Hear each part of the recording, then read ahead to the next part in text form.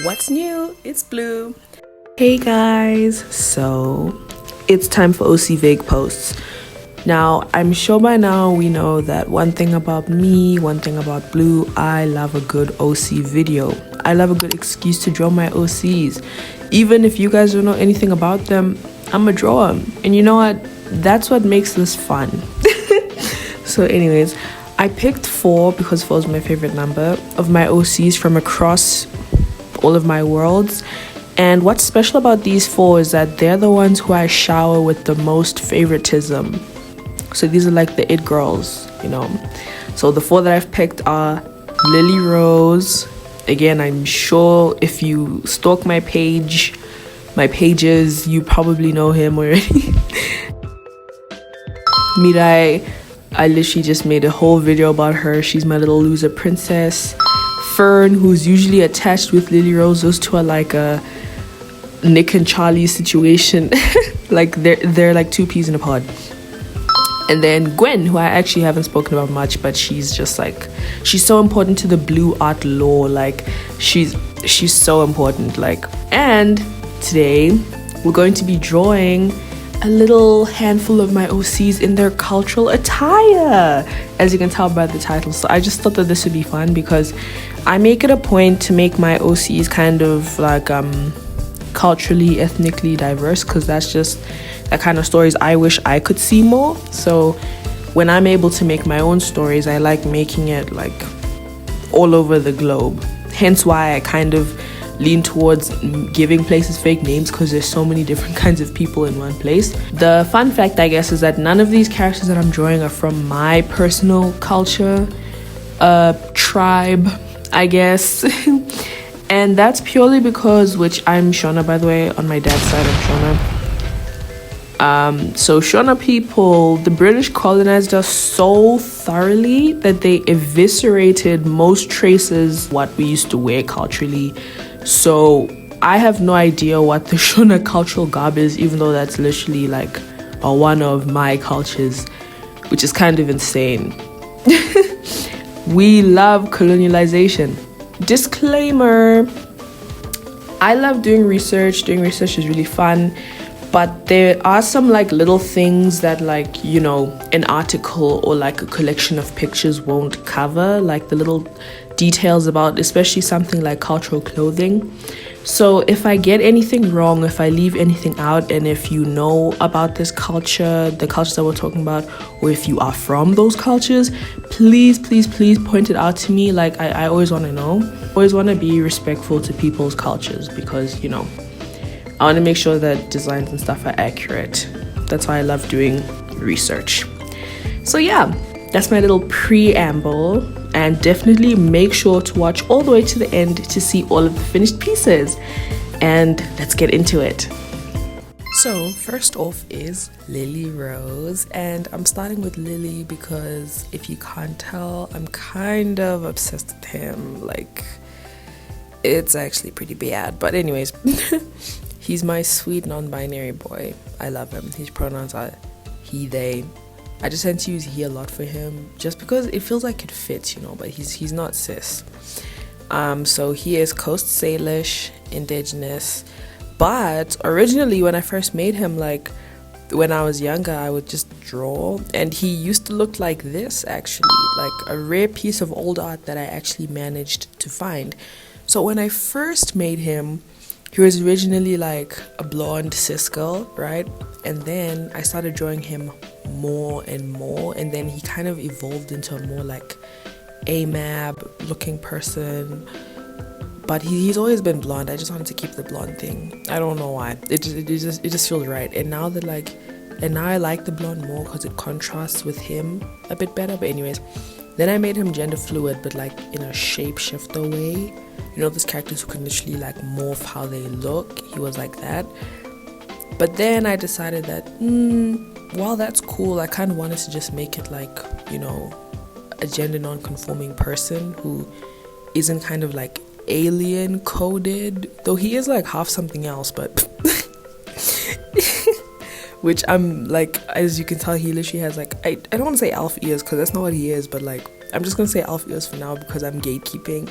Him and Fern are from the world that I gatekeep real bad, so I'm just gonna gatekeep. But either way, so yeah, then now he's just gender non-conforming because it's my world and I can do what I want. So, and then looking obviously specifically into like Native American cultures, I was seeing a lot of like information and stuff about two-spirit people, and I feel like that would probably make sense for him culturally. It would also it would tie in an aspect of him with his culture. But one thing, finding like articles and stuff talking about like very specific Native American tribes is like not like the hardest thing in the world, but it's not super easy because I have a few Native American OCs, because I realized like a while ago that I actually don't have many like indigenous characters, and I was like, oh, I want to like make an effort to make more. So I was like looking over different tribes, either way, and I made Himko Salish for a specific reason because of the region that they tend to be in. It ties in with a certain aspect of the story and his arc, so I was like, oh, that's perfect. When I was like, fleshing him out more identity wise. So yeah, I just went and did some researching on like two-spirit and what it means and the cultural significance. It's very much indigenous people like feel very affirmed by it because it's like tying in your identity and your gender to your culture, and how it's really an acknowledgement of how, contrary to popular belief, queerness and gender isn't just a new thing. It's always been in a lot of indigenous cultures and a lot of ethnic cultures in different continents. There's always been some sort of gender non-conformity, and two-spirit people, and literally like it's like going beyond man and woman, like you're kind of both and neither, you're something else entirely, that kind of thing. So yeah, Lily is two-spirit and uses they, he, they, whichever. So that was my sweet flower boy. Next is Mirai. Girl, and she's Egami, Mirai Egami, and I have a whole video talking about her, and it's nearly an hour long because I love her and she's my princess. And yeah, so if you want to watch that, if you haven't watched it, I recommend it. It's really cute. It's my favorite one probably from the little Dog Days mini series thingy that I made. So yeah, I highly recommend it. And yeah, I made a little playlist for those girls on my channel, so cool. But either way, since I made that long ass video, I'm not gonna say too much about her right now, but she's Japanese, and her family are from the Tokyo prefecture, because they live in the city now and they've lived there for a long time. Like they're like the mom's family, their biological dad's family, they've just really had roots in the Tokyo prefecture for a while. So that's where they're from. So I found the according cultural clothing. So but I also know that depending on the weather, you'll wear like either a yukata or a kimono. I need to like determine the difference. I think yukata is for winter. I'll correct myself if I'm wrong. But yeah, so that's for Mirai. I love her so much. And one thing that I can add, I guess, is just stylistically, I like to think that she would kind of like mix her personal style with cultural clothing. She's someone who enjoys cultural clothing. It's like, keeping her bracelets. She's someone who likes getting her nails done, her makeup, that kind of thing. And then mixing that kind of like how she styles her hair. So like having her bangs, and then partially with how hair for women especially was traditionally styled when wearing kimono and everything, So yeah, I wanted to include that with my girly pop Mirai. And that's her. And now moving on to our next, Gwen. Next is Gwen Jacklet George. That name is insane, but there's like whole like blue lore that goes behind that name. Like when I was in grade 7, when I made her, like I made Gwen, or rather like at the time I didn't know it was her, but it was her basically. And this is like so funny, but cringe is dead. So I drew her, and again I I think I have like the first literal sketch that I did of her, but I don't have it right now. But I'll probably like draw an example of what she looked like at the time in my style now, but just imagine it in like I followed a manga tutorial art style type thing, because this was like 2017. And originally I was like, oh, I want to make a character who's a fujoshi. So she was a fujoshi, and she's in Tristan's world, like Tristan, my OC, who is Fumi's cousin. So it's kind of a bit complicated, it's kind of a lot, but those two worlds are linked via Tristan and Fumi being cousins. So Gwen is Tristan's best friend, but when I first made the world, it was like me being like, OMG, there needs to be a fujoshi here. And Gwen was the fujoshi. But either way, so in grade 7, I was trying to come up with her name, and I was drawing, and then this boy who was in my class, who I was kind of like friends with, but not really. And remember, I was drawing Gwen, I was drawing her, and then he was like, oh, is that anime? Name her Goku. And I was like, please don't piss me off right now. I'm not naming her Goku. Girl, who cares? I had no patience for this guy, but anyways. And then he was like, oh, okay, fine then. Not Goku, but like name her Gwen Jacklet. And I was like, okay. And then it stuck. So thank you, random boy from grade 7 who named Gwen for me, because it stuck. So yeah. So yeah, that's Gwen. I love her so much. And in my mind, well, it's not a head canon, it's canon because I say so. Her friends call her Gwen Jackass because she's mean. So yeah. And she's the one who like had she was like in love with Fumi, basically. Like those two were literally in love.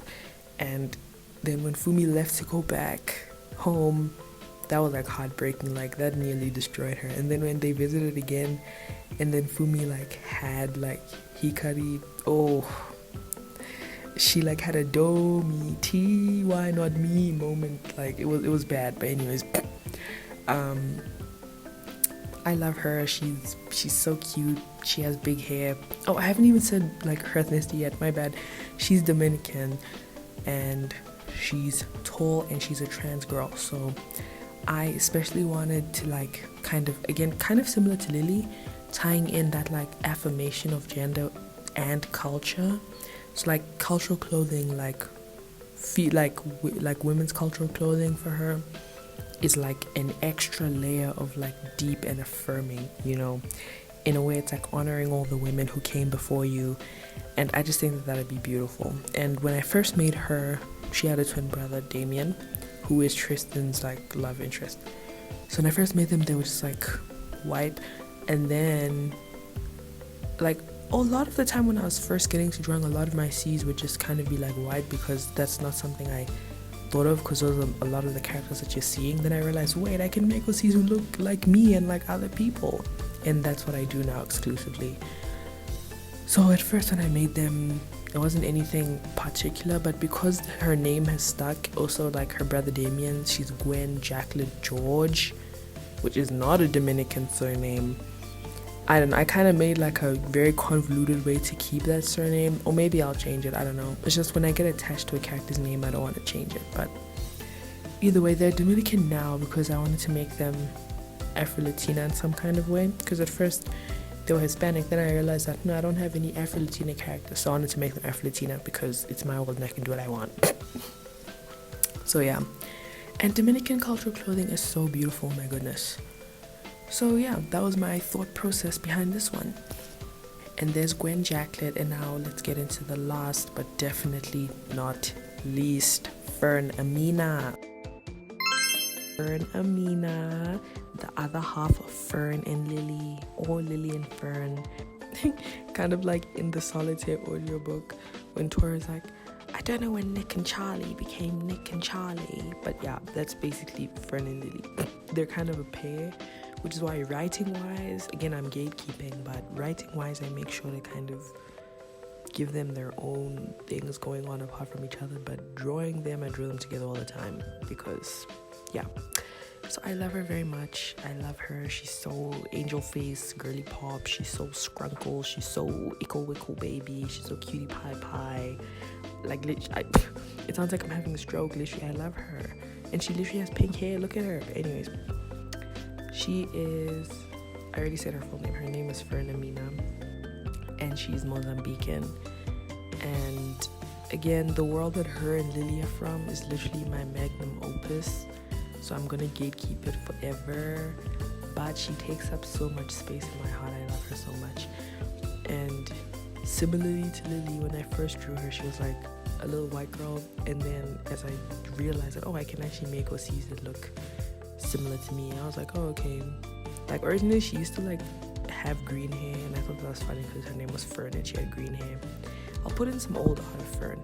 Fern I have like old art for because I kind of started developing her more recently. She kind of stayed the same for a while until I started developing her more. Maybe I'll do a video about old digital art, because digital art, I have all of that because I started digital art like a couple years ago. But either way, as a proud African, I will always clap seeing a femme girl slay cultural attire. So like, yay. So it was fun looking into Mozambique. My family actually has roots in Mozambique, so cool. So I found this very interesting. Their cultural attire is also very pretty, also very beautiful. So yeah, this was really fun to do for Fern. And that's her. I don't have too much to say once again because I'm gatekeeping. But enjoy the art, and I'll see you guys at the outro. So here are all the pieces. I love these guys so much and they're really cute, so I hope you guys like them. And let me know down in the comments what your culture is and whether or not it's one of the ones that I drew in the video, and who your favorite was. Let me know, and any other content you'd want to see from me. Also, don't forget to like and subscribe and turn on notifications to keep up with me so that you don't miss any future uploads. Also, if you've made it to the end, comment a globe emoji because all over the map right now. And I definitely want to do this with more of my OCs, so I probably will.